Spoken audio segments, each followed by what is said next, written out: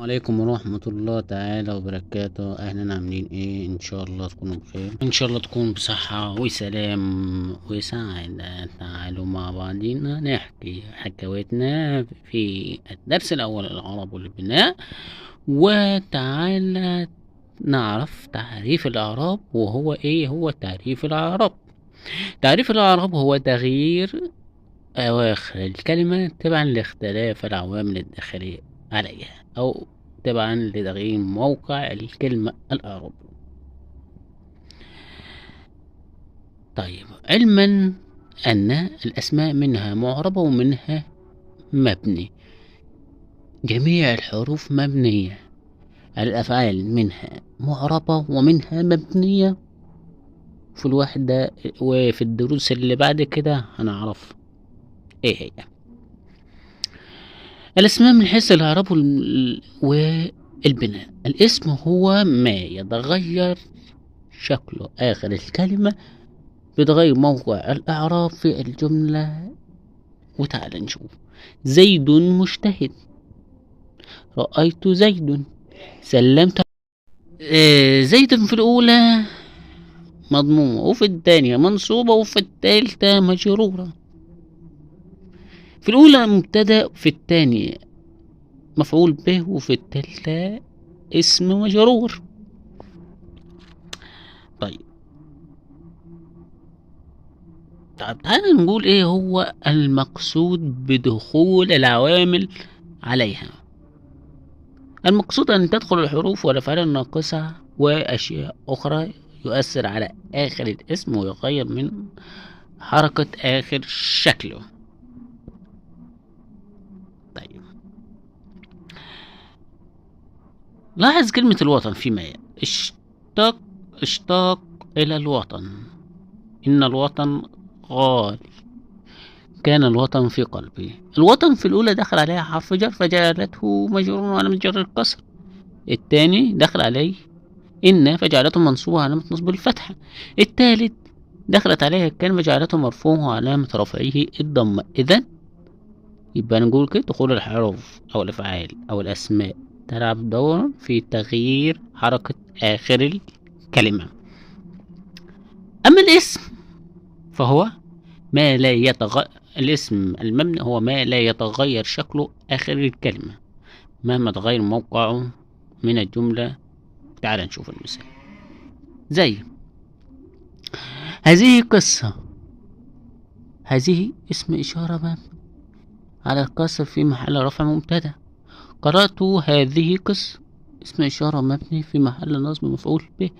قرأت في هذه قصة، اسم إشارة مبني على الكسر في محل جر اسم مجرور. فهنا كلمة هذه مبنية لأنها وردت على الشكل واحد ولم يتغير في الجمل الثلاث. يعني هذه في الثلاث جمل زي ما هي، زي ما هي ما تغيرتش، مبنية. بس اللي اتغير في محل رفع، في محل نصب، في محل جر، لكن في الثلاث جمل مبنية.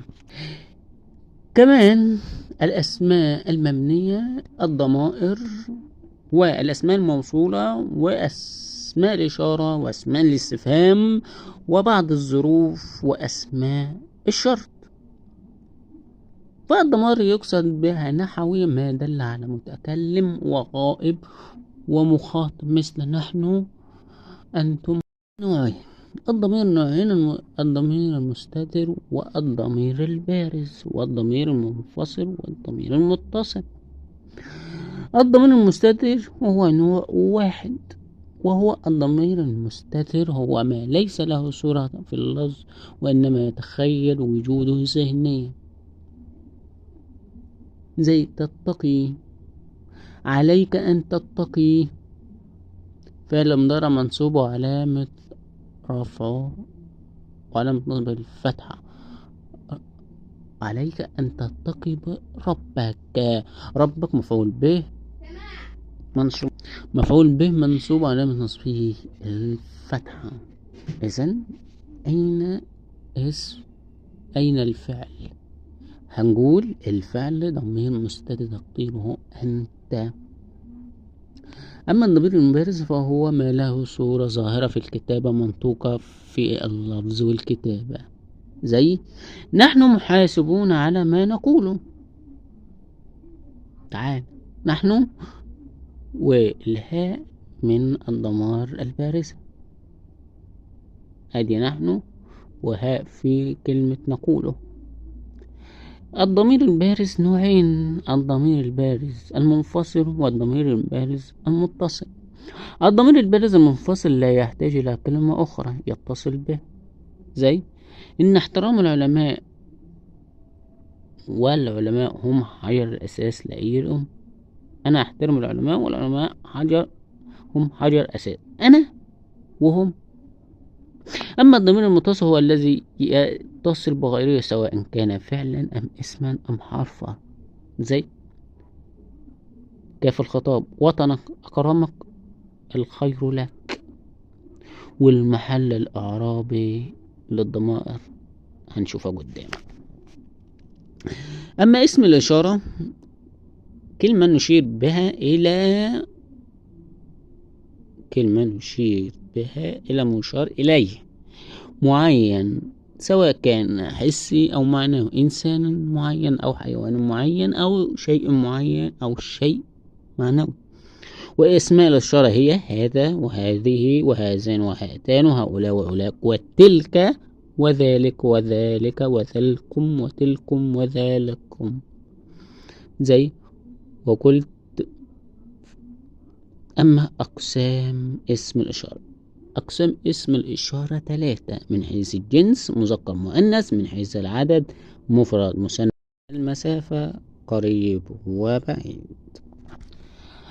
أما أسماء الإشارة هذه للمفرد القريب، هذا المفرد المذكر القريب، هذه المفرد المؤنث القريب، هذان المثنى المذكر القريب، هاتان المثنى القريب، هؤلاء الجمع سواء الجمع بنوعيه المذكر والمؤنث، وذلك أو ذاك المفرد والمذكر البعيد، تلكما المفرد المؤنث البعيد، أولئك الجمع المذكر والمؤنث البعيد. أما أعراب اسم الإشارة كلها مبنية على ما ينتهي بها آخر، تعرب مبنية في محل سواء كان نصبا أو جرا أو رفعا، ما عدا هذه وهاتان فهما يعربان إعراب المثنى في رفعان بالألف وينصب ويجر بالياء.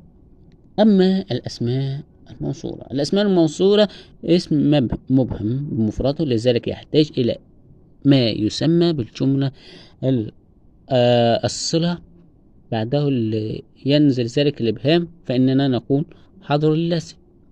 ما فهمناش أي جملة، تعال نقول حضر الذي أحبه، عرفنا إن اللي حضر شخص أنت بتحبه.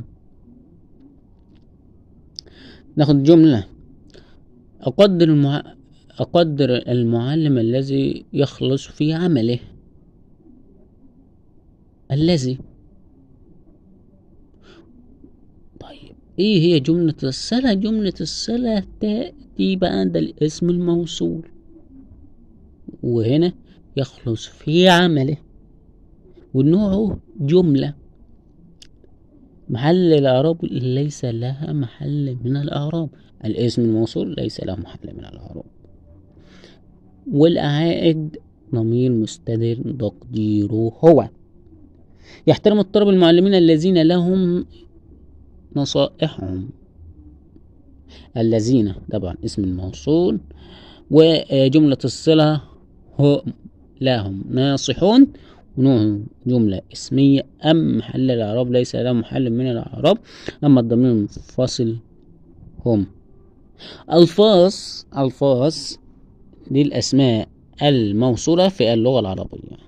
تعال: الذي، التي، اللذان، اللتان، اللذين، اللاتي، اللائي، اللائي، من، للعاقل، ما للغير العاقل، غالبا كلها أسماء مبنية مع في إعراب المثنى. ملخص سريع للأسماء الموصولة. الأسماء الموصولة يعرف حسب موقعها في الجملة. كل الأسماء الموصولة مبنية ما عدا اللذان واللتان في إعرابان إعراب المثنى. حضر اللتان فازتا بالجائزة. اللتا فاعل مرفوع علامة رفعه الألف لأنه مثنى. أما الأسماء الإشارة فأسماء الإشارة هي من ما متى أين. أسماء الاستفهام من ما متى أين كيف إنما كم أين أي، وكلها مبنية ما عدا أي فهي معربة محلها الإعراب يكون محلها الإعراب حسب موقعها في الجملة. ونقول من أكرمت، فالإجابة تكون أكرمت محمد، فمحمد مفعول به، وبذلك يكون إعراب من تكون محلها في إجابتك. من استفهام في محل نصب مفعول به مقدم للفعل أكرمت. نقول أين الكتاب، فالكتاب فالإجابة تكون الكتاب على المنضدة خبر، وبذلك إعراب أين اسم استفهام مبني على الفتح في محل رفع خبر مقدم. الكتاب مبتدأ مؤخر في محل رفع الضم علامة رفعه الضمة الظاهرة